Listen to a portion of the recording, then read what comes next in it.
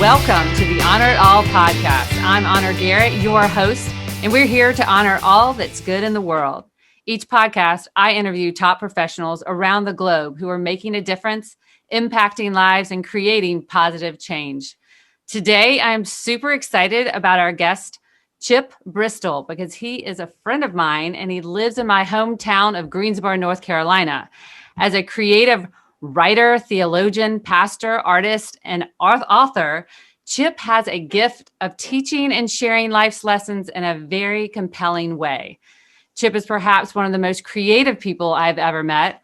Through writing, painting, teaching, and preaching, Chip's hope and mission is to offer opportunities to see life as the sacred journey that it is. So welcome, Chip. It is so nice to have you here on the Honor It All podcast with me today. How are you? I'm great, and I'm glad to be here. Thanks for having me. Well, Chip, I'm excited for our audience to hear more about you and about your book that just came out called Spiritual Java. Spiritual Java, Daily Cups of Inspiration. So tell me, I want to know all about it and where you got the inspiration for this book. Well, I mean, I used to be a school chaplain. That really is the answer to the question. And my first job was at a school in New Orleans. And the headmaster didn't tell me when I interviewed, but did when I arrived, that I would be preaching every day. And that's a tall order. So quickly, I had to learn how to be able to preach to kids on a daily basis. And that led to what now is this book, which are a bunch of homilies, 365 of them. And they're designed to speak in common language and hopefully get some people who are either religious but tired of organized religion, some people who are curious, all to read and think about life and the meaning of it all a little bit more deliberately. Yeah, that's great. So clearly you have a gift of storytelling. I know through experience, you easily connect with other people. Do you feel like teaching young kids has really helped you be able to, I guess, even connect with adults as well? Yeah. Through your stories? It was such a challenge because I had kindergartners up to really faculty and then parents. Now, how do you possibly speak to all of those people, to those just learning to read and those who are well seasoned, as they like me to call them? And the only way I knew how to do that was through telling stories. And it's not like I invented that. I'm following the person who was the storyteller. But what I did that was I'm happy about is I used their language. So I didn't always talk about the Bible because I see all of life as sacred. From a ketchup bottle on a dining room table to a walk on the beach. These ordinary things can be pointing us to something beyond. And that's really what I do. And that worked for that audience because the young kids remember the stories. The eighth graders were busy trying to figure out what I was really saying. And the parents were just glad to have a minister who wasn't just so churchy. Yeah, that's great.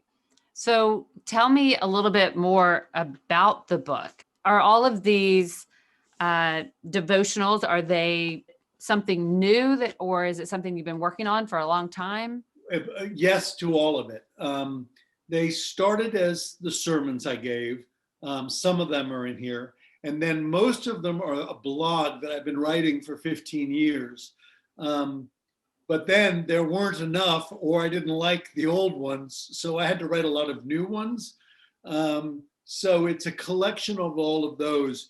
And the reason it's called Spiritual Java is because I'm convinced that there's a growing population in the world who are spiritual but not religious. That's what they say. And for me, that's the coffee shop people, the people who go to church by sitting with their dear friends in a coffee shop but they're talking about things that really matter. So that's where it got to the title. And so hopefully it's going to meet that market of the people who are really spiritually curious. But the language of the church for a lot of people isn't working, or doesn't have the animation it once did. And my hope is to sort of relight those fires. That's great. Well, I want everybody to know Spiritual Java. It looks amazing and the artwork is amazing. But you're an artist too, aren't you? Well, yeah, but Dawn's the real artist. No, I shouldn't say that. Yes, I mean, when I got sober 15 years ago, I had to do something. And since cocktails were out, I started painting. And I really am a product of what's called the Artist's Way, which is a Julia Cameron creativity program.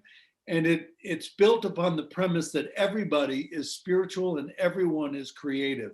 And when you do one, you do the other. And so for me, creativity became a way for my soul to breathe after some really dark days. And so I do pastels and oils. And, I could say something that's a little irreverent, but I just like to make stuff. That's just what I feel like I'm called to do. So right now it's a book. There's a novel coming. I've done children's books, and then I do paintings. And I love it, particularly when I get out of the way and I feel like God's working and writing through me, painting through me. That's when the magic happens. And hopefully that's some of what's in this book. Well, Chip, you have the wisdom that a lot of us wish we had, and the fact that, first of all, I believe that we're all creative beings. We were divinely made in the likeness of God, and we're here to create. And so you have literally taken that and run with it. You ran with it. So it's amazing. What's so sad about that is that there's so many people who say, "Oh, I'm not creative." Oh, I mean, I don't know what those music teachers who told people they couldn't sing, or, just, I don't know where we got the message that we're not creative. I mean, I'm very Trinitarian. And so I really believe that there's God who is the creator and he created me, but I should follow suit. And because I am forgiven for all of my mistakes and all my weaknesses, that's the second part of the Trinity. And then you've got this Holy Ghost, which just is, the inspiration. You put all those together and, everybody's creative and everyone's spiritual if they'll just get out of the way and Exactly. dance. Well, we're always our own worst critic, but we're constantly working on that. And Well, that's what I learned by working with Honor Garrett. Because I came to you with a lot of negative tapes, a lot of I can't do it. And you really, you rechanneled all of that, and I'm grateful. well, I am just there to hold space, and you did all the work. So, Yeah. I mean, it's unbelievable. I'm just so excited about what you've done. And also, everybody, there are some great children's books. He wrote The Star, Eric the Wise Man, and The Boy Who Liked to Wear a Red Cape. And they're amazing gifts. I give them as gifts for baby gifts or birthday gifts for children. And this Spiritual Java is going to go to everybody I know this holiday. So make sure that you take the time and look at it, because I know that Chip has a website. It's called withoutacollar.com, correct? Yes. Well, tell me a little bit about your website. And I know that they can find everything there if they want to order the books. Right. All of the links to the books are on the website. And Spiritual Java is through Amazon. That link will go up today, but it's just Amazon.com. But the website is really, it points to the fact that, I was an ordained Episcopal minister, and the day I went on my own, I started this community called the Sanctuary, and the church wasn't crazy about it. It was sort of a church for misfit toys, of which I am one. And so it made sense that my website be withoutacollar.com, because my story is that I became a minister the minute I took off my collar. And so that's what I'm doing. Wow. Well, that's profound. Tell us a little bit about your blog. Is it called, it's Brushstrokes? Brushstrokes. Yeah, it's a weekly blog, and it's just like the book. And so I have some very faithful um, followers. So that's what I do. And because of a woman named Honor Garrett, I've revamped my website, and it's getting a little more current. So hopefully it will become more engaging. I want to try some videos and things like that, because I think all of those means are wonderful ways to reach people spiritually and get them to think in new ways. Well, let me ask you a question. Of all your projects that you're doing, what are you most proud of? I don't know. I'm proud that there are projects, because I've got to tell you that to do this kind of work is to get involved with a thing called vulnerability. And that's brutal, because it's fun to make stuff, but when you go public, when you hang a picture on a wall in a gallery, or when you publish a book, you're out there for all to see, and that's really hard. The first, which was The Red Cape, is all about, it's a children's book about attachments, but I'm very proud of it because it's really a children's book about my addiction. But The Star was a challenge. Someone said, tell the Christmas story from the star's perspective, or from a unique perspective. I chose The Stars, and it's all about a star who didn't feel good enough and then ended up leading people to Christ. So everything I write is allegorical or metaphorical. So I'm very happy with Spiritual Java because of the magnitude. 365 is a lot. But the thing that's the most exciting in my heart right now is I'm writing a novel called Burning Faith. And, writing a novel is a whole different beast. And it seems like, once I've done something, I have to move on to something else. And this is a biggie. So by June, I hope to have really a polished draft of Burning Faith, which is an allegory of my life, but it's a story about a church that burns on Christmas and the people who find their faith without a building. Ah, that's going to be amazing. So, the jury's out, Honor. Well, so do you have any wisdom that you would like to share, any encouragement to our listeners who might be out there listening and struggling to really make their mark in the world? What would you say to them? The first is, I would say, look around. God is more amazing and more visible in ordinary things than we give God credit for. That's first. Two is that you are marvelously made. Whoever you are, you have God-given talents, but also God-given weaknesses. And both of them are pointing to what really should be your purpose, or could be your purpose, if you would just have the guts to try and let God take it from there. And is this book that just came out imperfect? Absolutely. And so's its author.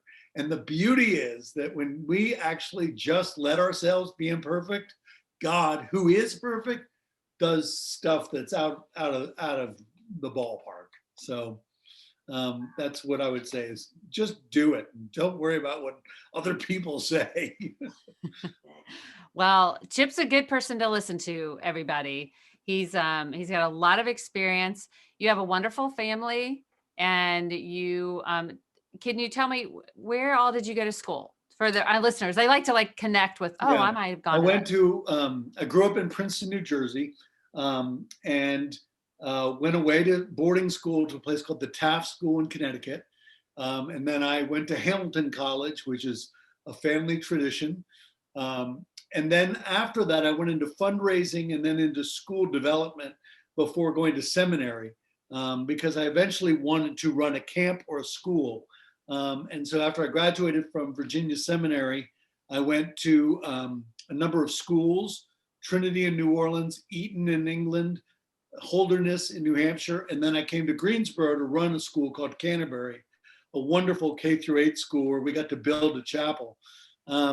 And it was through all of that that this came. And then when it was over, I went back to school and got an MFA in creative writing. And it was funny just because, well, anyway, a lot of people in academia aren't big on God. And so I sat up and introduced myself to all my writing brothers and sisters and said, "Hi, my name's Chip. I'm gonna write about God, and you're gonna have to get over it." And that's pretty much the result that you now hold in your hands. Yes. Well, I'm so excited to read this. And I just want to encourage everybody. This is a perfect gift to give anyone in your family who is spiritual or maybe isn't. But because it's his story, Chip's stories are so relatable to everyday life. And yet you still have that aha moment. So Chip, I want to thank you for being here, but I also just have one last question. Tell me where you see yourself in 5 years. So what are some things that you are hoping for on the horizon? What can we be looking out for Chip Bristol? Well, as far as projects go, the novel is number one. There's another children's book with Dawn as the illustrator coming, and that's going to write itself. I already know what that's about, and I can't wait. And she's so incredible. So that'll be a wonderful project. But more than that, in 5 years, I really hope that I have gone beyond my studio and found a way to use my gifts and my love of people to take it on the road, if you will. And maybe that's teaching again, speaking. I don't really know, but I really like people until I don't. No, until I, want to come back to the studio. So I'm hoping that I can actually, now that I have really worked myself through all of the creative projects, I hope I can do things in person with people just after COVID's over. So I should be good to go. Right, exactly. Well, I can attest to the fact that Chip is extremely personable. Obviously, I think you were born to be a speaker and share your story. So, and you've learned so much, and you have so much that other people can relate to. So I know, and a lot of it's in this book. I want to leave us with this because I was reading your bio and I was kind of touched by this. You were taught a lesson as a child from, I guess it was your father. Do you remember what that from was? Albert Schweitzer. If I think I know where you're going. But that you believe we were brought into this world to make it a better place. Is that exactly, that's how you feel? Yeah, it was a refrain at the dining room table. It's just that we were born to accept the opportunities that come before us with the hope that we will make the world a better place, remembering all of the people who weren't given those opportunities. But I was, and we are. So our job is to make the most of it. Yeah.